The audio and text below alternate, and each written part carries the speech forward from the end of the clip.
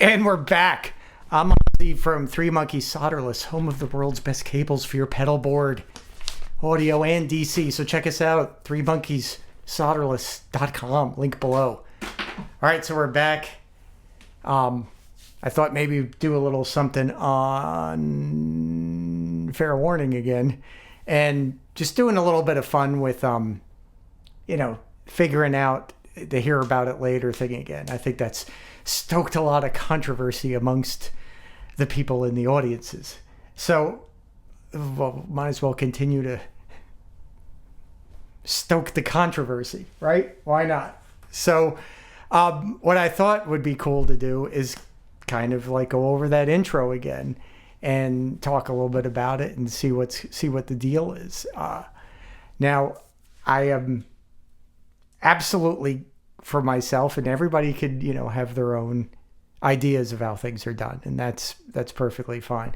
But I'm absolutely convinced that there was a line out taken after the flanger from the amplifier. I think something like coming out here, we'll explain it, to give the clean sound with the distorted sound. Now, I know there are people who said that, it was an overdub. Well, good luck getting the flanger to work exactly the same sweep in the overdub and get it all to line up, because that's the same flanger, right? If you listen to the tracks, when it swings over from distorted to clean, the flanger doesn't skip a beat. It's right in that exact same pattern of sweep. So it had to be from the same signal. Things like that are not easy to replicate, or in my opinion, even possible to replicate. So they had to come from the same source. So now what the guitar was, we had some interesting ideas too about what it could be. A lot of people are thinking that it was a Stratocaster, and Eddie did use, Stratocasters a lot for single coils for a lot of work he did. I mean, he recorded, said he recorded 5150 with a Stratocaster. There were a bunch of different guitars that he used over the years. I think it's very possible that he could have used, just like a 3 single Strat for that. So we're going to try working with that today. And we're going to work with, with the Eventide again and a flanger, right? And see where we can get. Now, on this video, I'm actually using a brand new flanger, or a newer flanger. This is the one with the battery compartments on the back. So we're going to see if that will hold up against my other 70s flangers, and I think it does. So let's get into like sort of listening to something real quick, and we can kind of go over it a little bit. So here we have, that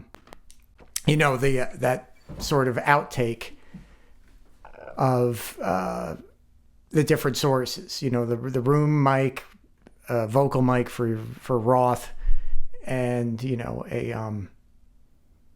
has to be a direct signal from his guitar after the flanger. So let's just listen to it, and you can sort of hear what I'm saying, because I'm sure there's people who are sort of picking up on this and didn't see the other videos. But let's just listen to it. Oh, we got to go all the way back. Okay, here we go.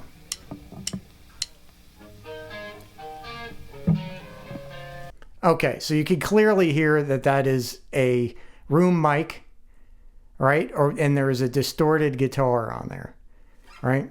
And it has the flanger. Woo! Yeah. Is that all right? Now we hear it a little bit closer mic'd, right? So now we start to hear it. The flanger is not skipped a beat, right? It's still on the same sweep. Yeah. Is that all right? Still on the same sweep. Ready? Now it's converting over. It's sort of like the mix is moving more towards what I feel is the direct signal. And the flanger is not starting from a new place. It's exactly in the same place. The continuity is perfect. That cannot be an overdub. And if somebody can do that, they would be, first of all, they'd be wasting their time. Because there's no point in that, right? This would be the easiest, simplest way to do it. So, we're going to have to spend how many takes are we going to have to redo this to get the flanger in the exact same sweep spot? Not going to happen. So we'll back it up a tiny bit. Yeah. Is that all right?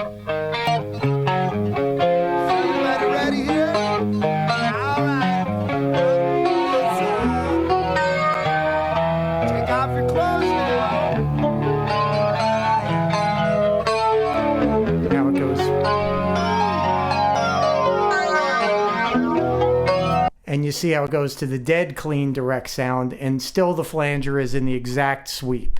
It hasn't changed. There's no interruption of it. The continuity is perfect. So that's the same source. It has to be. I'll go down fighting about that one. There's no way that was done any other way. There's just not. It's not possible. So respect to all opinions, as I would always allow people to have differing opinions about anything.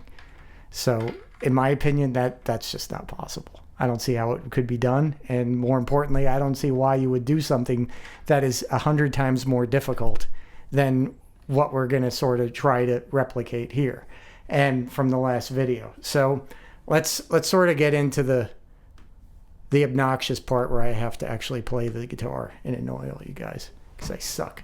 So here we go.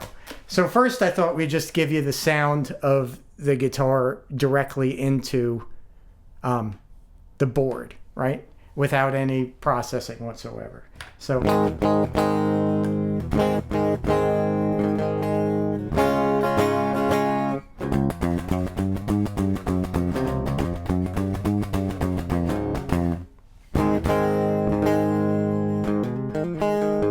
all I have is a little bit of compression on it, which you can hear it kind of breathe.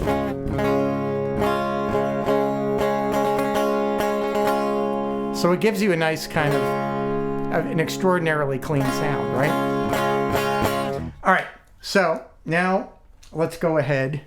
We'll mute that and we'll start putting together the other sort of like sounds.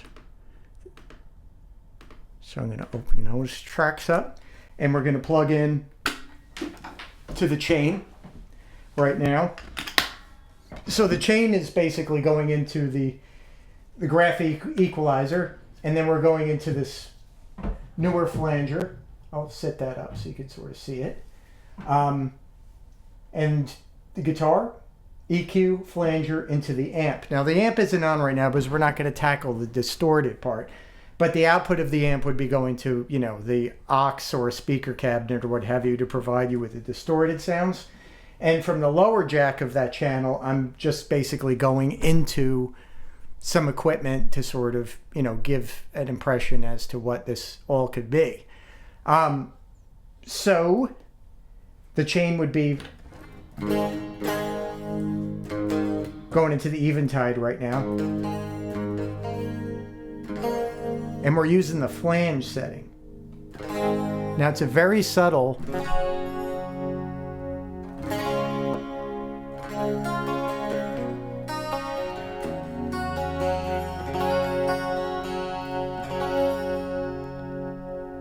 but on this, let's listen to real quick. Let's listen to the actual album track. And what I'm hearing is I think there's 3 modulations combined. Well, maybe even 4 modulations combined to create this sort of a sound.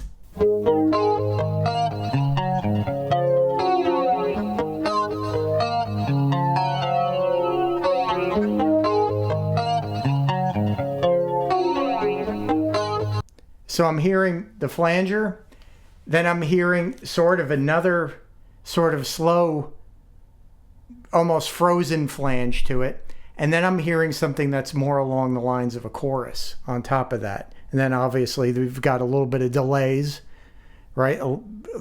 Sort of a left and right, possibly, or, you know, 2 different delays. And then the reverb.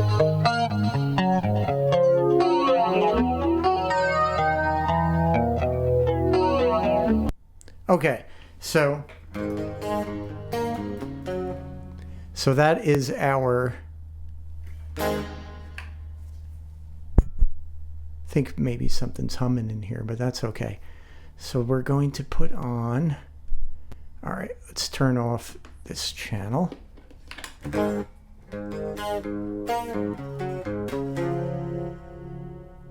So there's a little bit of modulation between the 2 delays set up, right, on the Eventide, right? If we take these out, you're just going to hear that subtle kind of flanging effect, which is nothing like the MXR flanging effect. Then we add in a little bit of delays. Kind of widens the stereo spread. Then we can add in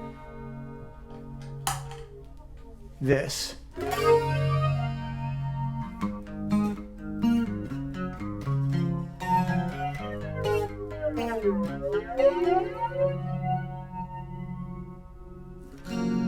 Okay, so we have our sources now. I would say that going into the track, or rather into the console, you would have the opportunity, obviously, to EQ it a little bit. So I'm going into, this is all just doing in GarageBand right here. So what I would theorize maybe is using, you know, the 4-band API EQ, right, the 550B, and put that on and basically set it up for like almost like the way you would set up to EQ an acoustic guitar. So you'd do like a bump at 10K up a few dB. At 3K, you'd bump it up another 2 dB. You would use something like around 150 hertz, like a low end boost, and a low end cut rather, and then another low end cut like at 100. So there'd be a lot of low end sort of taken out, and then like a lot of top end put back in. So let's list this sort of, you know, what that does in and out. Now it's in.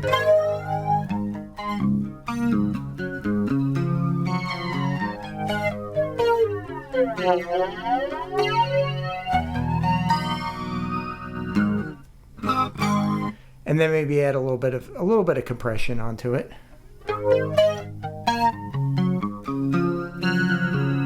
So you can kind of hear how it hit that sound. I mean, you can really hear it on the, when he's hitting sort of the unwound strings, you can hear that compression sort of and come up. So we're going to add that. And then we'll just add a little bit of from the Pultec, we'll drop a little bit of 700 hertz with a Pultec EQ. Try to, you know, scoop out a mid a little bit. And then we're going to add a little bit of 6K, or rather, excuse me, 4K. Onto that, and let's see what that sounds like. Turn it on.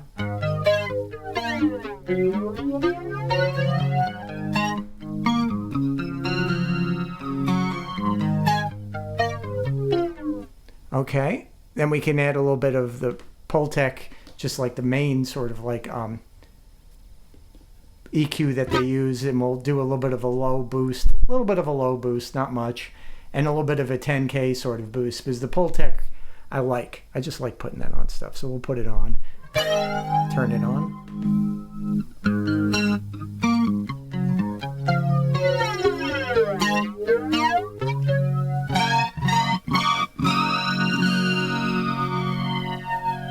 Okay, and then we'll add like just a little bit of a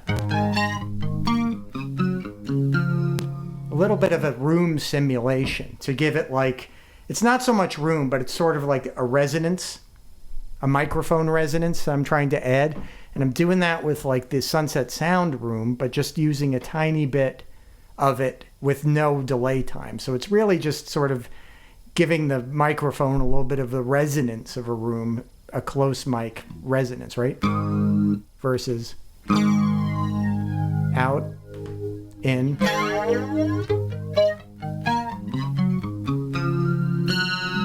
So it adds a little bit of realism. So that would be one channel. Then we would add in the next side, which is from the Eventide, the delay only out. And then we can sort of, it's basically the same exact setup as the last one, right? So it has the same exact API EQ setting, the same compressor setting, and the same two Pultecs. And I'm just added some plate and a little bit of compression on the reverb to try to make it duck a little bit so it doesn't, you know, overwhelm too much. So we end up with...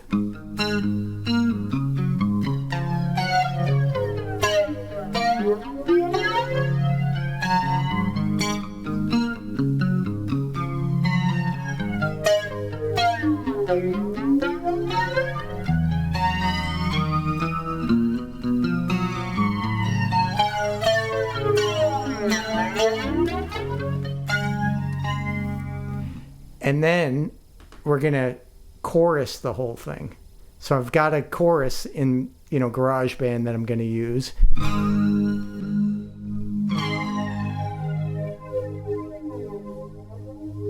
Now, that to me really widens it out. And then you have to get lucky too, right? And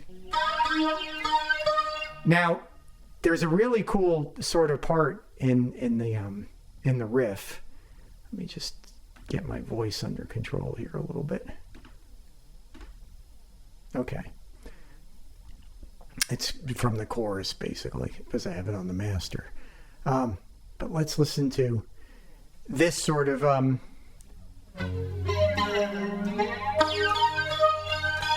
that note that he hits.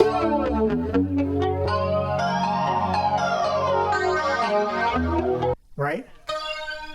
Now in the sweep there's a spot where it kind of adds a little bit of like this top sort of like chime to it, and you can hear it.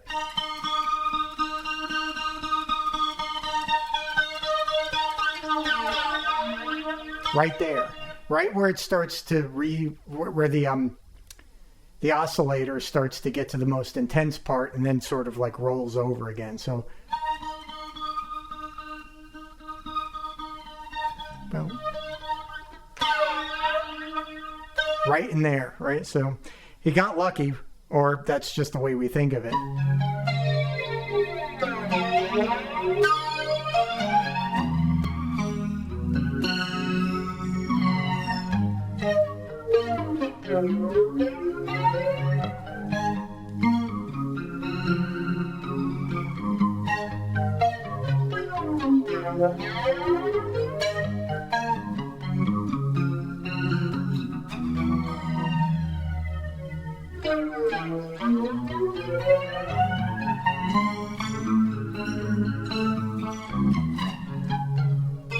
Whoops. I didn't get lucky.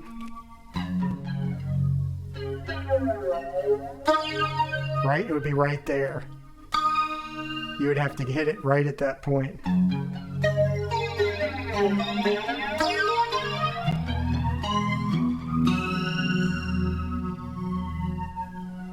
And then the guitar would obviously be, it comes in with another track that's from a different take. So there's, several guitar parts on that album, on that particular track. But the beginning to me is definitely just one continuous sort of sound to me. Now, granted, I'm just experimenting here with things, just trying to get, a sound that sounds kind of cool and theorize about how it could be done. And that, that's sort of how you can sort of get ideas for your own work, right? It is a productive use of your time to sort of go through these things and see if you can recreate things from the past. I do believe that is a constructive use of your time. So I figured, with the fair warning stuff, there's some interesting things too that I want to experiment with or explore. And so I originally thinking about like the whole Unchained thing, using the Eventide little, pitch factor to go for getting like a third and a fifth to create that opening riff along with the main guitar signal, or whether it's an octave up and an octave down, like on the Boss OC2. Obviously I realized later that the Boss OC2 didn't come out till a year later. So my theory now is that there is another pedal, which I'm going to see if I could get my hands on, which would line up with something else on Fair Warning that we know what it was, and might explain that maybe these things all came in the same box when Eddie was just having gas one day, I guess. And so we're going to experiment with that, maybe get something in there and go into Unchained. But this sort of sound, you could work on it for a long time to try to get it exactly perfect. I don't know that you could do it necessarily, but, to figure out what maybe all the components are and the techniques are, I think that's useful. So we'll continue on in that regard. We will not give up that particular part of our chasing. So I figured maybe now look at some comments. I haven't done that. So, get into the audience participation a little bit, maybe. I'm a little scared. I don't know. Let's see what we got. All right, so we're going to go back. We got to go back a little ways here to get to some questions that I haven't gotten to. All right, this may take a while. There's quite a number of them. All right.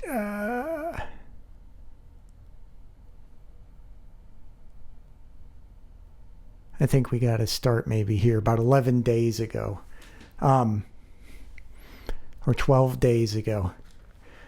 I think we might have talked about this one. All right, so it's from Steve Starr. It's another great vid, Oz, with so many theories explored. I truly believe from experience that Eddie's early rig was everything in front of the amp with studio reverb added at the end. Yeah, I mean, I think he put, his effects in front of the amplifier. I think that's probably the case in the studio for sure. And then, adding all the accoutrements, all the neat things that Don could do to create, the sound of that album. I mean, Eddie even said like Eruption is like, Don made it sound to be a bit more than it was. He gave a lot of credit to Don in that regard. And I think those two are really, they were, thick as thieves. And I think they probably had a blast hanging out together, doing all this crazy stuff, and he dragged him to 5150, and the results, in my opinion, are starting to prove out that, that Don really was instrumental in how those records sounded. I mean, that's obvious, but listening to 5150, you hear the same kind of Don fingerprints all over the 1984 album as you do on let's say on Fair Warning. There's a particular device, and I don't mean necessarily like a device like this. It could be a device as in, a literary device, right? There's things like that, like puns, things like that. Double entendre, those are devices, right? So Don had, I think I hear his devices on these albums as well throughout the entire time, that he may have tweaked them a little bit, but they were definitely like the way he liked to do things. So that's cool. Got one from One Obscene. Man, I love these videos. That marshmallow amp is so damn cool. Well, thanks, buddy. I appreciate the kind words. Thank you for that. We got Tanner Jordan. You're exactly right. Wow. About the reason he would use the bar during and after bends. Yeah, I mean, it sort of has to be done that way. Otherwise, it gets hung up on the, gets hung up on the nut, one side or the other. When you bend here, sometimes it gets hung up and it stays, a little bit flat, and then you have to kind of jam on the bar to get it back into tune. And if you jam on the bar, you kind of got to bend to get back. So doing, the whole, what Eddie used to do, that...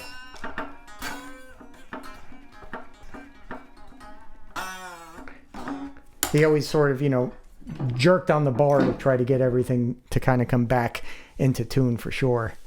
So yeah, every time you if you deep dive all the first second album trucks, you'll find that every time he does a aggressive bend on the Frank, he would always immediately follow by the deep, but yeah, sure, he would definitely follow it by the bar for sure. I claim that the bar dive would put him out of tune, but in reality, bar dives put him back into tune. Yes, depending upon, whether you had done a big finger bend before you hit the bar. If you hit the bar, then you got to do the finger bend. So it happens less on the second album, as he's doing more overdubbing and solos, where it doesn't matter if you're in tune for rhythms after the solo take. Light Up the Sky is a perfect example. Yeah, I mean, there's some possibility that he might have been even messing around with a Floyd Rose by that time. Who knows? He said he didn't like him, but, he says a lot of things. Craig Cornell, just with the tears of laughter. Thanks. Good to see you, Greg. Your amp is actually, right now, it's somewhere, I'm going to guess it may even be, well, by the time this airs, you may even have it. So I'm not sure. But right now, I'm recording this a little bit early because I got to be away for the weekend. It's probably somewhere on its way to the West Coast. Okay, so Black Dog Original. Someone on Tone Talk mentioned they should have you on as their show. Dave Friedman enjoys your videos. Well, I like Dave. Dave's a cool guy. Yeah, I mean, I'd do anything for sure. I'm just, I'm doing this because it's fun. It's therapy for me. It's interesting. You know, no big deal. Not trying to create a panic or anything like that, or get up in anybody's cream cheese. So Buzzed Aldring, what's up, Buzzed? Love the thumbnail. Looks like Eddie is playing an Ibanez Roadstar this week. Yeah, so that's the AI generated thumbnails that I make sometimes, and yeah, you never know what you're gonna get for Eddie's guitar. But that was the Eclipse version with Eddie playing it during the eclipse, and it does kind of look like a Roadstar. That's a good call. The Roadstars were kind of cool. You know, when you were back in the 80s when we were all young and happy and healthy, the Roadstars were around. So it's good to hear that word again, the Roadstar. Shovington. What's up, Shovington? Hey, so Ossie, knowing of your technical project endeavors puts your, I don't agree. I'm not a celebrity. That's ridiculous. Touring music. I've worked for, some people who are, but I'm just a punk with a soldering iron is basically what it comes down to, right? I like that kind of stuff. Is amplifier building just a thing of the past for you now? I don't think it is. It's just gone backwards, right? So with the history was like, all right, so, I've been fooling around with electronics since I was, about this high, right? As soon as I was able to hold a pair of pliers, I was fooling around with electronics, taking things apart, putting things back together again. I wired up my house by the time I was like 9 with a PA intercom system that I made out of a reel-to-reel player so I could talk to people all throughout the house and, more importantly, listen in. So I had my house bugged at an early age. I had a friend too, Darren. Man, the gooch. Missed that kid. So Darren was lived on another block, and his older brother, was a total engineer and actually went to work for Sperry, devising, I guess, missile chips and things like that. And hanging around with Darren and his older brother, there was a lot going on all the time, and it gave you inspiration to try things. And always, his older brother Daryl, that's kind of funny. I didn't even think of that. This is my brother Daryl, my other brother Daryl. But Daryl would always make things like tape recorders that played backwards, recorded forwards and played backwards, or was always working on amplifiers and making weird experiments out of different types of guitar parts, and just doing engineering stuff, loudspeaker stuff, all that stuff. So it just inspired me to just keep going, that there were other peoples to do that. And then, building, modifying and building amplifiers, long time. And then Blockhead came around, building, copies of early Marshalls, right? Like back there are a couple of Blockheads at 45 and 2 offsets. And then you didn't really there was no really like internet resource for this stuff. Had to go and find these amplifiers to understand what they were. So, we used to try to buy amplifiers. We flew out to Solid Body Guitar, and they closed the shop for us one weekend. And we just stayed in there and like opened up every single amplifier in the place and documented everything. It was pretty crazy. So, we learned a lot about Marshalls that way, and built a bunch, and was doing it all by hand, right? Very much by hand. Everything, building the cabinets from, Baltic birch, the chassis, everything was done, making the circuit cards, drilling them. Everything was done from scratch, because there wasn't, or if there was, I didn't know about it, because, the internet was still, AOL dial-up. You weren't learning anything off of that. That was just a pain in the ass. So you're just, making your own things and building them as replicas as best as you could, and having to use your own ingenuity as to how to make these things. Again, copying something to hone your skills, all right, and figure things out and sort of make your, cut your teeth. That was very important. So it seems that you're absolute carbon copies of historic amplifier, plethora of personal creations, amplification, or somewhere imagined, ingrained in your DNA. Maybe. Is it a matter of been there, done that? No, I'm still doing it. Now I'm sort of gone. The Three Monkeys thing came after that, right? And we started to try to make more amplifiers. And that got to be where, you know, it was a tremendous amount of work to have to wire all those amplifiers. Because in the end, I don't believe you can really sub this kind of work out, like hand wiring amplifiers. It's a skill, you know, it's a skill. It really is, sort of putting these things together. Soldering, wire stripping is a skill, and it's perishable. You know, if you're not good at that sort of thing, your stuff is going to break. You know, if you don't know how to strip wire and you just even pinch the wire a little bit, pinch the metal a little bit, that's going to eventually fail because you work hard in it on that little line there where where the strippers may have touched there. I mean, granted, there's, technology that can help you there, but in the end, you really sort of have to have experience. So, I sort of backed off of that because I couldn't really use my arm very well after a while. I was getting a lot of nerve issues in my neck and in my back, in my shoulders, in my hands, and so I had to back off and take some time. And then, I was always experimenting and, still making amplifiers, copies of Jose's, making my own things, tons of my own designs, just the way it is. What would it take to get a custom one-off orders again? Still doing it. So just get in touch with me, not a problem. So moving on. Thanks for the kind words though, Shovington. I do appreciate it. I just feel like a normal person. I love following the journey on this channel. Thanks, Kaboom. I like that. 'Cause that's what it is. It's just a journey. It's not a destination. We're never going to get anywhere. We're just going to spin around and little things are going to pop out every once in a while, hopefully. All right, Geeseberry. Hey, what's up, Geeseberry? EJ uses BK Butler, not Chandler. I should have known that, That was just, I'm old and I say like, the Aerosmiths are playing today. When does the Van Halens come back? Yeah, I mean, I've seen his rig pretty much. And shout out to Bill Webb. If Bill's out there, what are you doing? Shout out, buddy.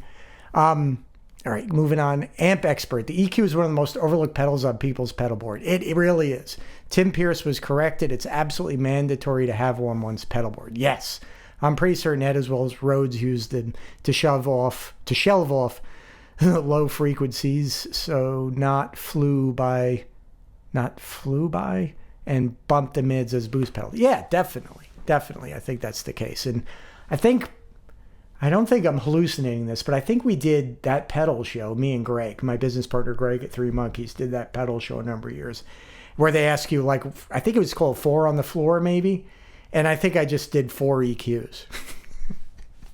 Or the 4 pedals I would choose from my board. Something like that. But it was probably more like EQ, distortion, chorus, something like that. I don't know. Anyway, the EQ, you got to have that for sure.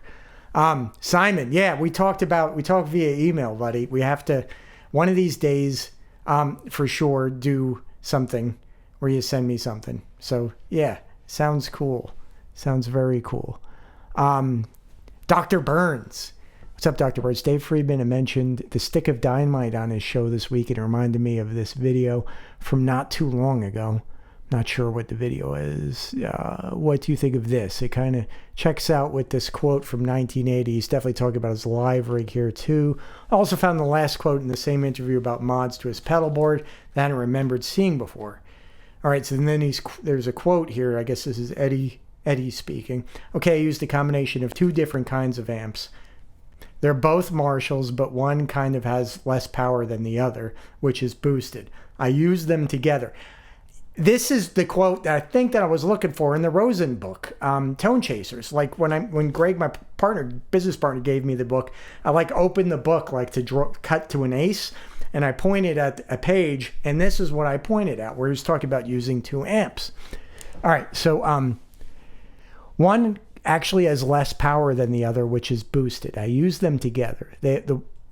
The ones that have less power have giant capacitor in conjunction with the fuse. If anything happens, the fuse blows first.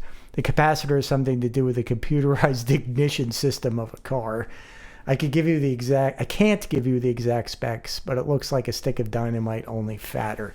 What does what it does is suck juice. I hook it up to the fuse holder and the mains, and it lowers the voltage about 10 volts so the amp lasts a bit longer. It really doesn't change the sound, but whatever I use it to the max. I just turn up all the way up. So this capacitor lowers the voltage and the amp lasts a little longer. I still have to retube them once a week. It also puts little things inside my MXR stuff, like permanent gain controls that boost when I kick them in. I don't even know what they're called. They reduce noise and boost the signals. Well, this has been my experience with, like, you know, when you're working with artists. They're guitar players. They're brilliant. They're musicians. They're not engineers. So, you know, I've usually, you know, things get confused. They get sort of related incorrectly, right? So capacitors don't lower voltage. So we know that's not the case. So we know that, you know, he's either telling the truth or he's lying. Who knows which? But is there something inside the amplifier that's creating, you know, this sort of drop in wattage? And there has to be, right? You just don't get a drop in wattage out of thin air. You have to do something, right? And then there's going to be cause and effect relationships. As usual, you know, there's no such thing as free lunch in engineering. It's usually just giving up one thing to get another, or getting something at the cost of something else. So, looks like a stick of dynamite, only fatter. I mean, that look to me sounds like, you know, an older ohmite wire wound resistor that is going to be, you know, vitreous enamel, and it's going to be brown. It's going to be like that big, that fat around. And it does look like a stick of dynamite. I mean, if you saw 4 of those taped together with an egg timer on it, you'd be running. I promise you, you'd be running as fast as you could. So, yeah, I think that, you know, lines up with what I've sort of found makes that amp sound the way it does. The trick is to how to get it to work without blowing up. That's the trick. So that's what the marshmallow is sort of about, is how to get that to work the way it does, and then make it so it doesn't want to go into thermal runaway, or it doesn't, and it stays somewhat stable. But retubing it, yeah, I mean, I don't think you got to do it that often, but maybe, you know, Ed did do that. I don't know. It could also be, you know, a little bit of, you know, fun talk. So anyway, Dr. Burns, great post there. Great post. It's as Tracy Stamaticus. I have a question. Why, after 45 years, is there not an amplifier model patch of Eddie Van Halen from Van Halen 1?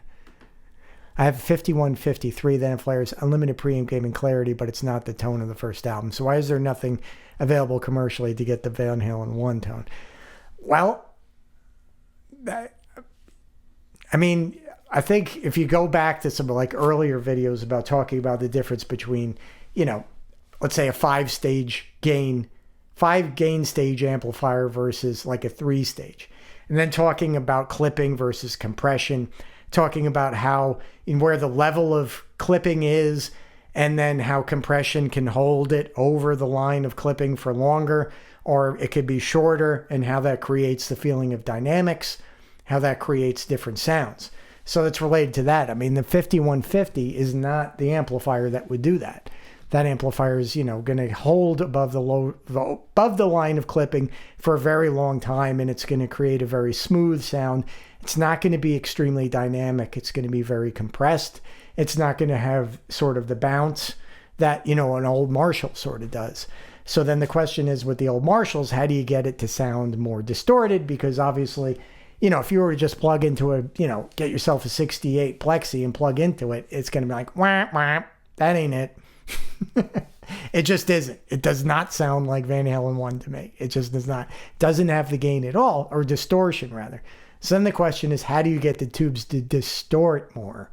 Not necessarily compress as much as get some distortion to them, and then be able to come in and out of that quickly. So it cleans up, it punches, it does all those things. And I think that it was related to what Dr. Burns was speaking of in the last post, and the theory that I'm working off of to make the marshmallows. Good question, for sure. I just don't think you can necessarily do that. I mean, I think a certain amount of, you know, algorithms can be useful or helpful, or can be productive, but in the end, analog is infinite, and you know, and these algorithms are not. So, and also too, if you were really to listen to it, if you're really to sort of get what Eddie's sound was like, I don't know whether a lot of people that are not like nutty Ed heads would want, because prior to the production, prior to all the sort of, you know, what Eddie would call jape or fairy dust or juice or grease or whatever you want to call it, it was a pretty nasty sound. It was kind of raspy, kind of overloaded, splatty. It was not like, you know, a modern, like a Soldano, right? So I don't know whether people would want to hear that. So maybe that's part of it. All right, so let's go on. This was about the Vic Johnson amp. So I built like a Jose for Vic for playing with Sammy. Thank you. I can't think of if I was putting these videos out there. After months of research and following these videos closely, I was able to make my dream amp. This amp sounds amazing, so versatile. It was my first build, and it turned out incredible. Without these videos, it would never have happened. So thank you so far as taking the time to do this. Still haven't figured out where the saying "put the candle back" comes from though. Oh God. Okay. You're welcome. So yeah, you could build your own Jose from the information I've put up on the internet, on YouTube, on my channel. I've sort of dissected my original 78 that I have that Jose worked on, as well as, you know, shown the build in great detail for Vic Johnson. Now, "Put the Candle Back" is from Young Frankenstein. And that's a scene where they have a revolving library door that goes down to the secret Frankenstein workshop, you know, the lab. And when you pull the candle out, it spins, and then you can get down there. So they were having a little, you know, it's Mel. You can't do better than Mel Brooks, right? Mel is the all-time king of just absolutely sophisticated ridiculousness. It brings it to an art form. You know, so Mel is having them spin around, and they're getting trapped behind the door or getting smashed by the revolving door. And there was one point where he's smashed, I think, and he's going, "Put the candle back," so he could get out of there. So yeah, that was what that's about. So Peter Nickel, there you go. Dustin Rice, what's up, Dustin? Awesome, thanks, appreciate that. There's Craig Cornell. I did a demo video. Every time I make an amplifier, I do like a little demonstration video so that they know how all the features work and how to set it up. It's like a quick start sort of thing. And then I just send the link to the owner. I don't make them public. Maybe one day I should just make them all public, and if I still have them all, and then, you know, you could listen to the different amplifiers that I've built for people. Jamie, what's up, Jamie? 401, that has to be one of my favorite Ed tones ever. Just that intro sound, it's perfect. Yeah, it is, definitely. And Jonathan Green says, "So damn good." Hey, Jonathan, good to hear from both of you. Good to hear from both of you. Sound painting, wow, that sounds amazing. How does one go about buying one? It was a Jose preamp pedal. Just contact me. I'll see if I can get it in for sure. Montour R 3 days ago. For the Hear About It Later intro, Ed used a Strat for that chimey effect. Also try setting the flanger first 3 knobs at 11 o'clock and the last knob at 5 o'clock. So I had that up pretty high. So that's 5 o'clock. I'm doing it about, so you want both at 11. Interesting. We'll have to try that before we get out of here. Let's just, you know what? We got it already set up. So let's see. Setting the first 3 knobs at 11 o'clock. Okay. And the last one is at 5. So that's pretty much 5 o'clock. That's all the way up. Is it still working? Let's see if it's on. We have to unmute those channels again. There we go.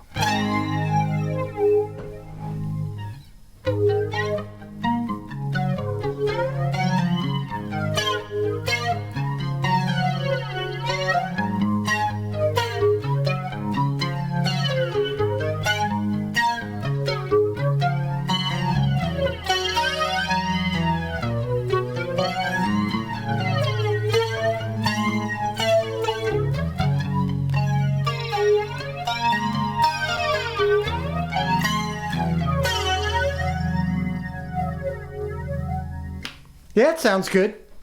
I like that. I like those settings. For me, I'd want it to have a little bit of a slower. Maybe I just like more of it or something like that. But I like those settings. Those are good settings, Montour, for sure. All right, so we have, what was it? Tannery, Jordan. I believe Ossie is getting confused, as usual, with the dry track that was released a few months ago. So I think we were just talking about this. You hear the clean strat tone and the distorted tone happening at the same time, which Ossie believes is two signals coming from the same take. In reality, Ed tracked the intro with the Frankenstein or whatever, and then overdubbed it direct into Board's second section, strat sound on top, removing the original Frankenstein intro. Pretty common practice. I don't agree with that. And I think we already went over that. So that's okay. We'll move on.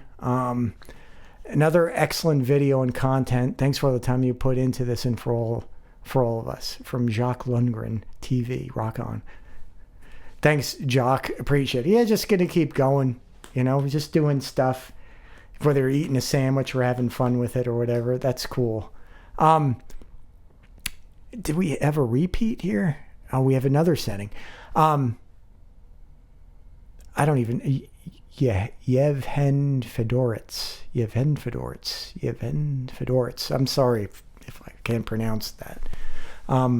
His MXR setting was first three knobs around 1130, last knob all the way up. It would always be the first pedal in the signal chain. He simply stepped on the button, turning it on and off in certain moments. He got such an up and down effect. I might fine-tune the speed a little bit to match the tempo of the song, like on Unchained, where the sweep goes perfectly with the riff. I was just goofing off and experimenting. It wouldn't have sounded good to use the flanger all the way through. The riff just needed a little bit here and there. It's a cool, tasty tidbit that I threw in there to draw attention to the riff. Yeah, I mean, I think that I'm trying to figure out the best way to make this as concise a theory as possible for why I don't believe that that's what happened, that Eddie just set the sweep for, you know, a consistent regeneration time. Because if you put a meter, all right, if you were to take a stopwatch, right, and then have it set for the exact sweep and lap time it so it would ding every time it goes back to the beginning again, and then play it along with the track, you'll see that there's a point at which he actually delays himself a little bit, which would throw the whole thing off entirely. So on the fact that he would have to play the thing like 10 times to get, you know, or a million times to get the first sweep where he's going, you know, where he's doing the whole sort of thing, to get that to be on the jump, to have it start on the exact same spot when he's unaware of where the flanger actually is when it's off in its oscillation pattern would be extremely difficult. Whereas just turning the manual knob when you want it to go up and when you want it to go down, turn it the other way, makes a lot more sense to me. It just seems like, you know, why would you make things difficult? And, you know, granted, you know, I guess in the universe anything is possible, right? So maybe there was like a, you know, a solar flare that came in at the exact moment where he paused a little bit longer before he would need the sweep to come in, which would throw the sweep off. The solar flare hit the oscillator in there and sort of made it stutter into the exact, you know, to fall back into line with the tempo of the riff. But it's just stuff that I'm noticing. And I by no means, you know, would want to, you know, discourage anybody from their own opinions or believe or have them believe like I have answers for everything, because that's just not the case. This is an exploration, and it's more importantly, it's my exploration as to how I would approach things and sharing these things. And if they're useful to people, they are. But if they're not, then that's okay too. So this is not like a how it is channel. This is not about trying to convert you to a theory or to make you believe things or to beat you into submission about, you know, things. It's not dogmatic. It's open. It's Socratic. It's to question everything and not to rely upon dogma ever. That's how I think you find results and you find originality and you find accurate conclusions. So yeah, I appreciate the post for sure. And thank you for saying nice video and for watching. And I hope you stick around because it sounds like you really like this stuff. Anybody who would know, their flanger settings and all this stuff and know Eddie quotes and where to put them out is all right by me. So I hope you stick around. I hope I didn't, that's tough for me too, because I don't know. I have like an inability to read people's emotions. That's just the way I was born, unfortunately. So a lot of things are confusing to me. When I think I'm just trying to, relate to somebody, sometimes I offend them, and I don't know it. So if that's the case, I apologize. It's just me. It's not you. It's me. It's not you. That's my line. All right. All right. We got that. Rick Shredder. Yes, the flanger mystery. It seems like a good possibility that someone else controlled the sweep time. That's my theory. It's definitely a possibility. You can't say that it's impossible because what the hell is that for then? It's there. Okay. Then we got Tanner replying to that. What is the mystery? I've heard dozens of people do it right. If you aren't getting it to sound right, you either have the settings wrong or you don't have an original 70s MXR flanger, which is a bit different than the modern ones. I don't really get it. All right. Patrick Flynn Music. Great video as usual. Well, thank you, Patrick. I do appreciate your comments. Jimmy DeVere. What's up, Jimmy? Just guessing, but Aphex. All right. So that was just thinking at the end of the last week's video where there was a particular frequency that pokes out on both Fair Warning and 1984 and is sort of, in my ears or in my mind or in my sort of like palate, is essential to getting those sounds. And it's somewhere up, in the 8K, maybe higher than that exactly. We'll look at trying to figure out where that is later. But yeah, it could be an Aphex, which is an oral exciter, which was this weird piece of rack gear that they used to rent to studios to put the sheen on things, right? To put this glistening sort of top end on the masters. And it was rented by the minute. I think it was like, I don't know. I can't remember what they said it was, but it was a lot of money per minute to use it. So yeah, it could be that's on there, but I think it was in the studio because it's like maybe 5150 had an Aphex in it. And maybe Sunset had an Aphex in it. But it strikes to me to be like just like a peak. It could be the DI. It could be, how it was treated in terms of like the EQs, like the API. It could be mic placement. There's a lot of things that could be doing that. But it seems to be common. The common factor here seems to be, or common denominator seems to be Landy. All right. So, that's something that's going to be interesting to look at too. There's so much in this. It's like crazy. Hey, Jared. What's up, Hey, Jared? Hey, Jared. Great stuff. Sounds like it was somewhere between the third and the fifth. All right, so that was like the Unchained riff, right? Like the very beginning of the... Where that sound, in my mind, is created by three sources. The regular guitar into the amp sound, plus two harmonics, right? Which could be a fifth or a third to create like a chord. So you would have, this chord, and then you would have the third and the fifth, right? To create another sort of like, basic chord. Or it could have been an octave up, sort of, and then an octave low. Put together with the... So we're going to look into that. Like I was speaking earlier about, I think I found a piece of gear I want to test out for that. So that's cool. So it says there's somewhere between the third and the fifth when you were trying out towards the end, whichever one you switched to second and said that wasn't much of a difference. That tone I thought was actually pretty close.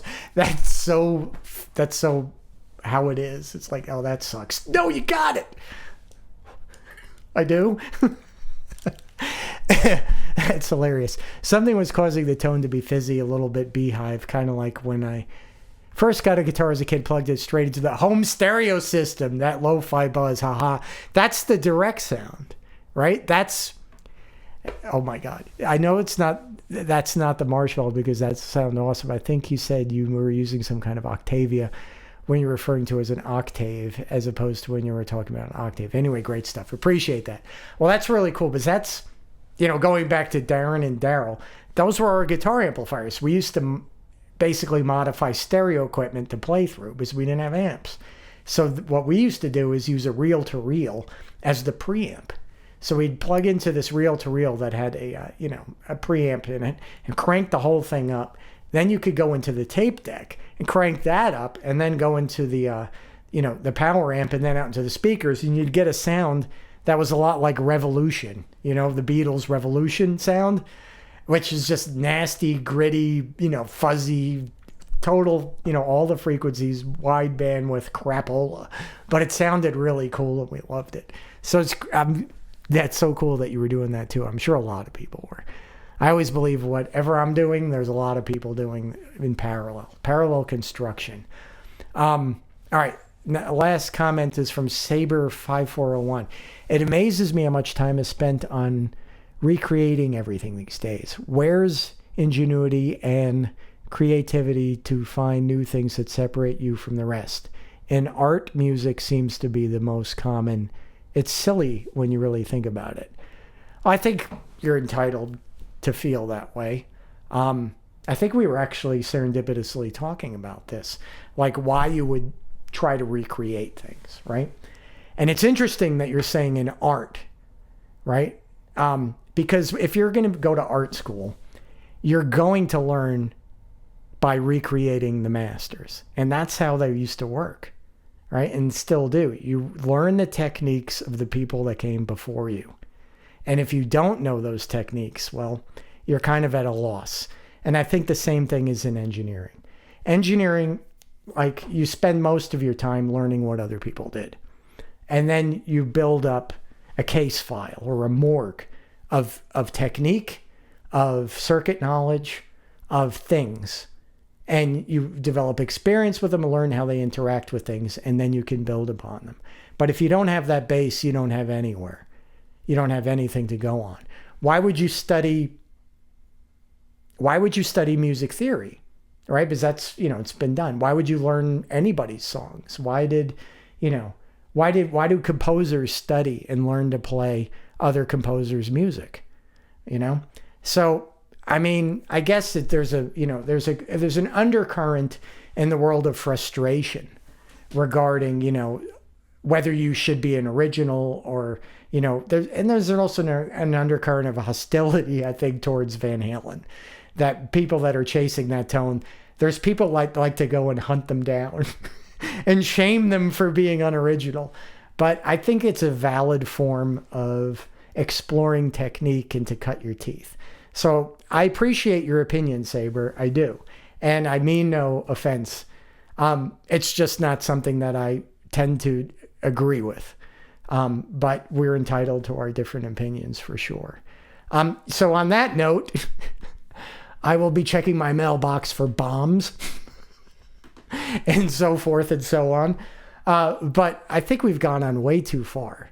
You know what's weird? I'm looking at the clock. It's 59. How do I always know when it's an hour? The internal clock is still working, apparently. So I think that's good for this week. We've had a little bit of fun answering some questions, maybe stirring the pot a little bit. I don't want to stir the pot. I really don't. I really don't want to be here for the purposes of just fighting with people. I mean, that's just a waste of time. Not going to do it. So for those of you that enjoy the channel, continue to do. If you don't, well, there's plenty out there for everybody, for sure. So thanks for watching, and we'll see you next time.